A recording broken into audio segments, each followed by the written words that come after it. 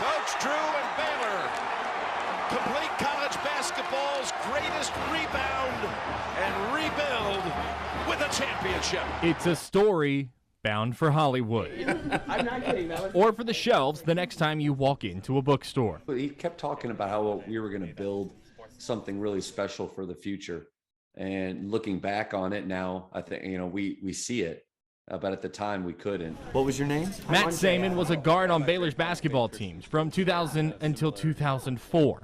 When he left the Farrell Center for the final time, he held the record for the most games played wearing a Baylor uniform. I was a part of Coach Bliss's first recruiting class.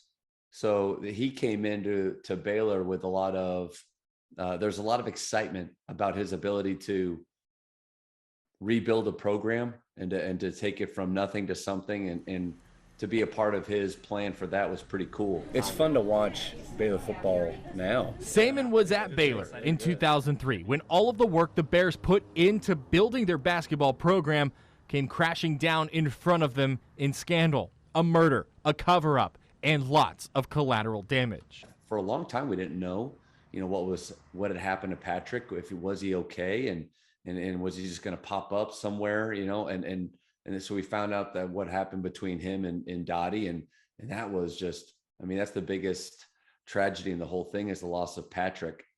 And then to have play for a coaching staff that almost 3 years that you love and that you really trust, and to find out that they've been doing a lot of things wrong right in front of you and you didn't know. Yeah, I felt a little naive in that. That was difficult. Saman's book, The Leftovers, hit bookstore shelves recently, sharing the story of the players left behind amidst one of college sports' darkest scandals. Left behind to help a young Scott Drew clean up the mess. Recruiting-wise, they just remember Waco for Elite Eights, #1 seeding, a lot of wins, and you guys only won 4 games one year. You didn't have a non-conference schedule, so that was. The people we're recruiting now weren't even born when we began here. 18 years after he first arrived, Scott Drew's dream comes true. Drew had finally finished what was arguably the biggest turnaround in college basketball history.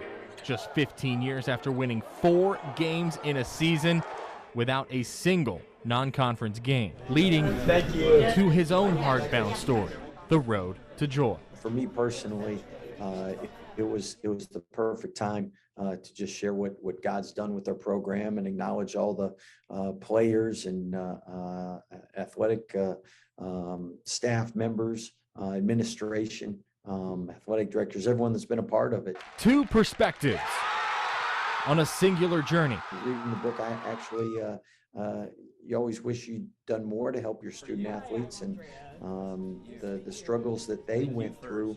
This was before mental health really reached the point of awareness, and where we hired staff to help. It's just a great example of what a group of guys that truly believe in each other and have each other's back, what you can do. Because we beat A&M twice, we beat Iowa State, we were up 14 at Oklahoma when Kelvin Sampson was there, at halftime. 2 perspectives on a season of trials, tribulations, and goodbyes. I played with 39 different teammates in 4 years. So a lot of dudes in and out of the door, and I, was able to remain. A journey out of a dark time that was destined to be Storybound. The Baylor story is a great story. It stands for a lot more than just a game on the court.